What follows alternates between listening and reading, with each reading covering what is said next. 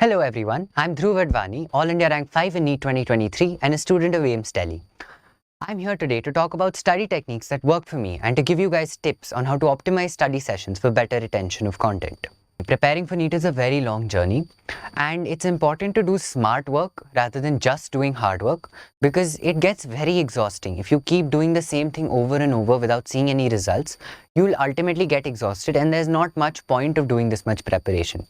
So that includes optimizing your study sessions, ensuring that you're understanding more concepts in less amount of time. You're not wasting time by just keeping the book open and sitting in front of it.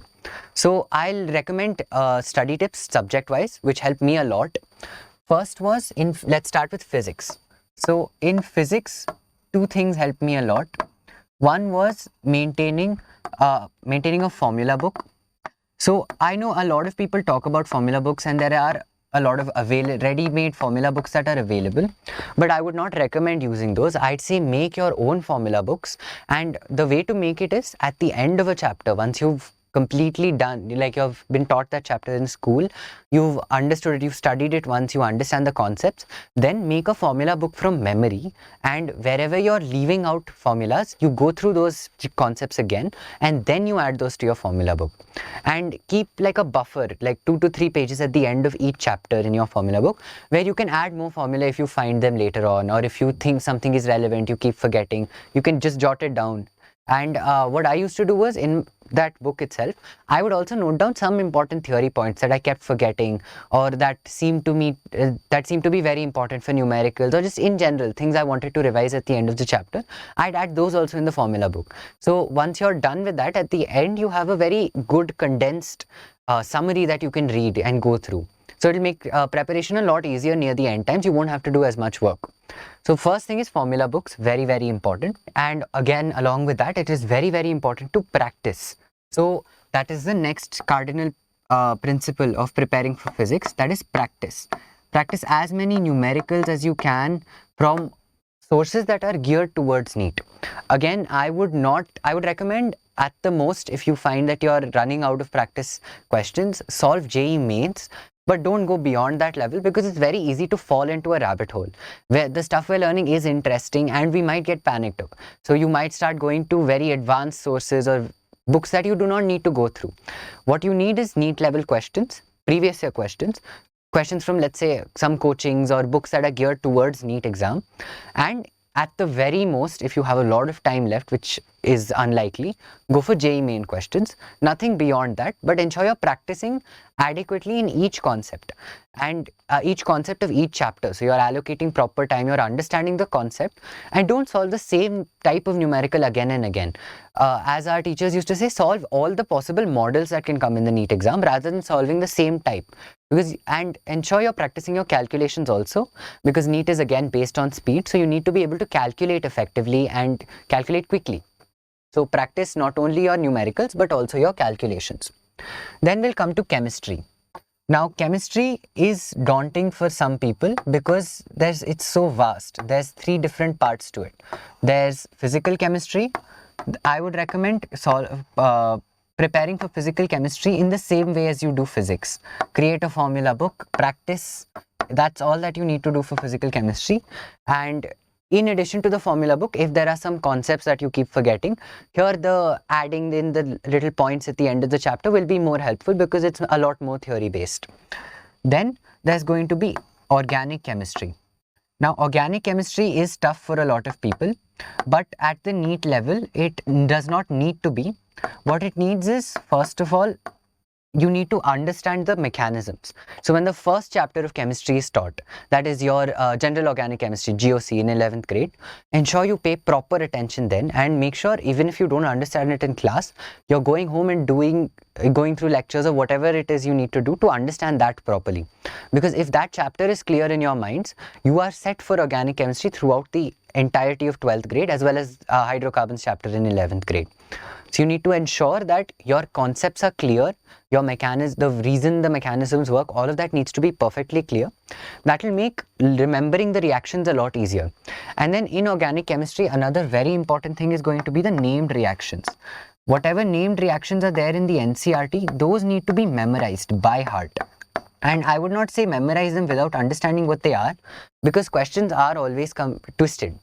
They are sometimes asked directly, but most of the time they can be twisted. You can be asked it in text format instead of in the format of the equation or something like that, and the condition. So you need to understand the mechanism first, and then you need to memorize the named reactions.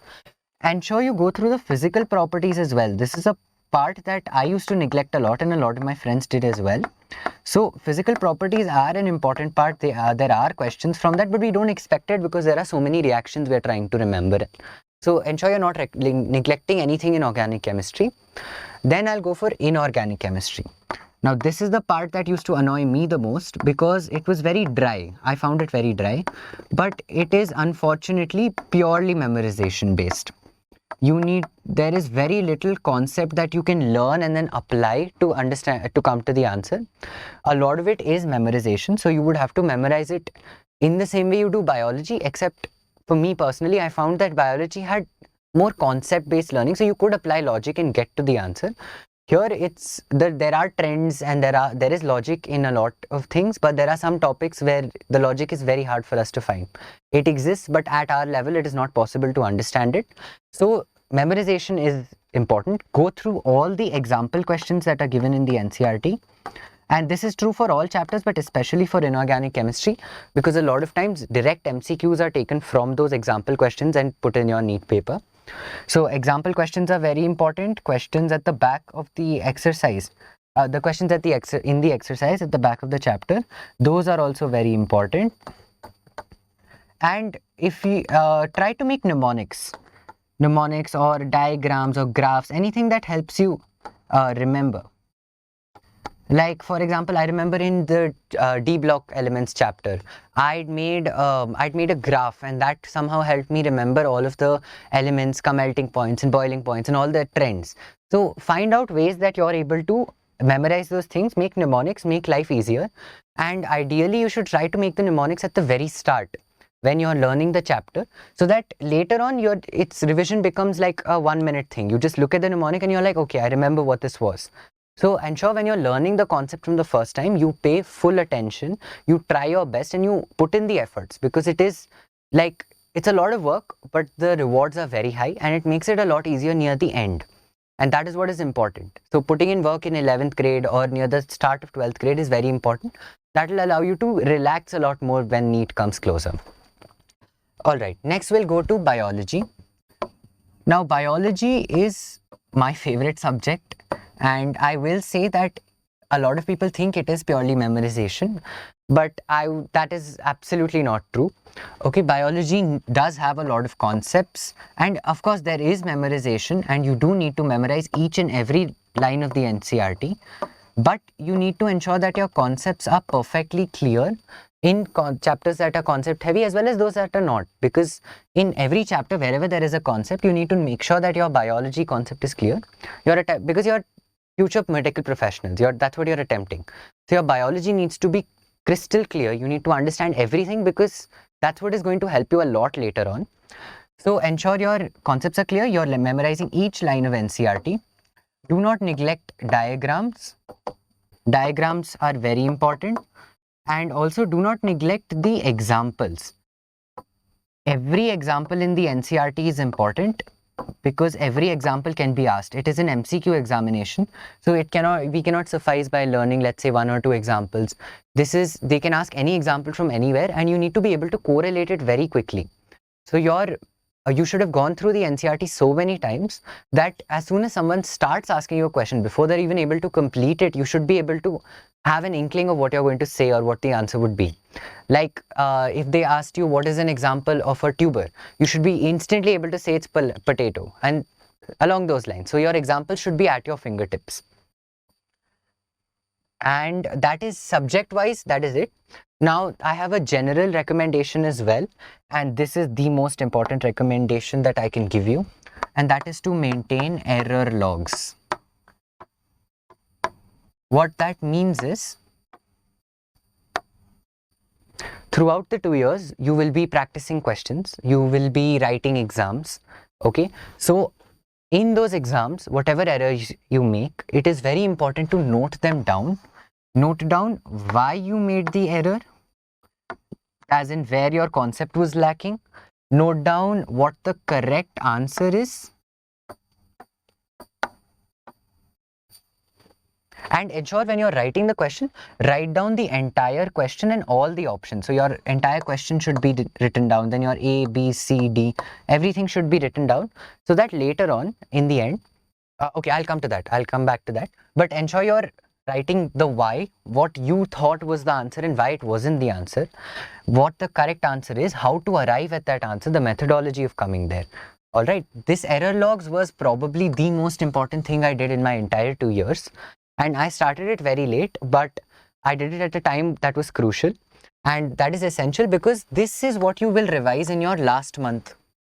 Like what I recommend is by the starting of your last month, that is April 1st, or April 7th, let's say, all you should do is revise your error logs and write exams, practice exams. I do not recommend reading the NCERT again and again if you're not confident with it. If you are confident with it. If you're not confident with it, of course, take the time you need. But ideally, you should be done with it in the last month or at least the last 2 weeks. Write as many practice papers as you can.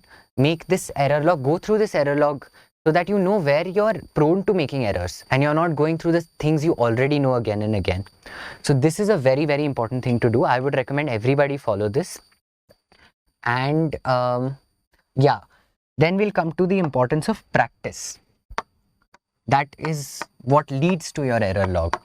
Practice is very important. More than reading theory or memorizing the NCERT or anything, making a formula book or whatever it is you do, practice is the one thing that will make you get good marks. Because our brains are pattern recognizing machines. When we're going through questions, we learn the patterns that the questions can be asked on, whether it's conscious or subconscious, and that makes it a lot easier to solve the paper on the day of the exam. If you're just memorizing theory, you won't memorize you won't remember the important parts, because all of it is important when you're reading it in a textbook. When you do the questions, you realize, okay, this is an important thing that can be asked. This is how the questions are framed. This is how I need to think to get to the answer. So practice, write as many exams as you can, and I will come to how to write exams and everything.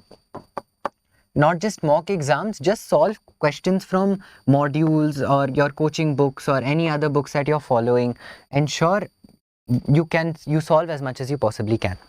Then one more thing I would recommend is timed practice. When you're solving your questions, it is very important that you time yourself and you keep a goal. You don't just keep solving and spend, let's say, 20 minutes on one question. Because NEET is a 3-hour exam. It's very important to have speed and accuracy, and that speed will only come when you time yourself while practicing. That means, let's say today I took 1 hour and I solved 10 questions in physics.